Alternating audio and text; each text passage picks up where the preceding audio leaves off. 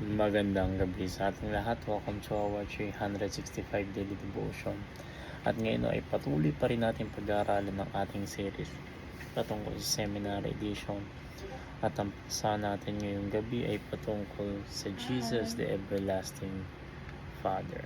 So the title, Everlasting Father, in Isaiah chapter 9 verse 6, yung talata na binabasa natin itong mga nakaraang araw, does not mean that Jesus is God the Father in person, but that He perfectly reveals the fatherly rule, care, and protection of God toward His people. So in the ancient Near Eastern and biblical context, Father often referred to his source, protector, ruler, and sustainer.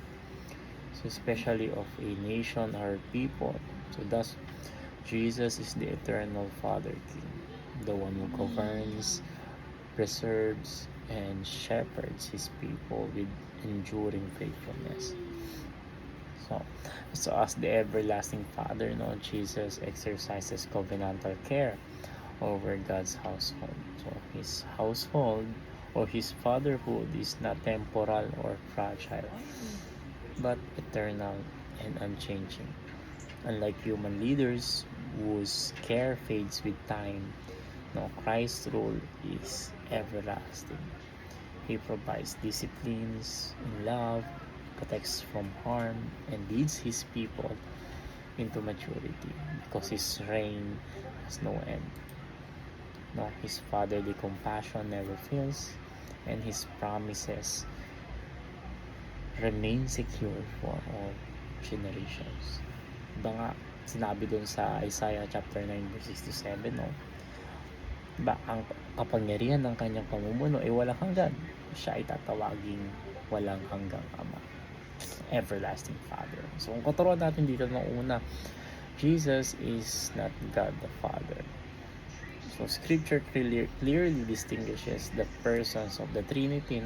Jesus is the Son, sent by the Father, praying to the Father, and seated at the Father's right hand. So Isaiah chapter 9 verse 6 does not collapse this distinction, but describes the nature of Christ's rule, not his Trinitarian identity.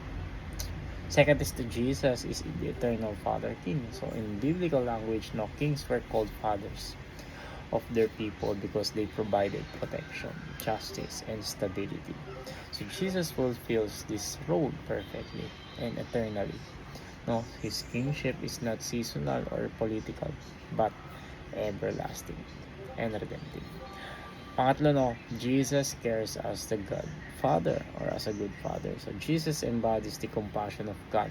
He knows our needs, does not abandon his children, and gathers us under his care. His authority is never detached from love, and his discipline is always restorative. So, application lang natin dito, simple lang. Una, know that Jesus cares more than we do.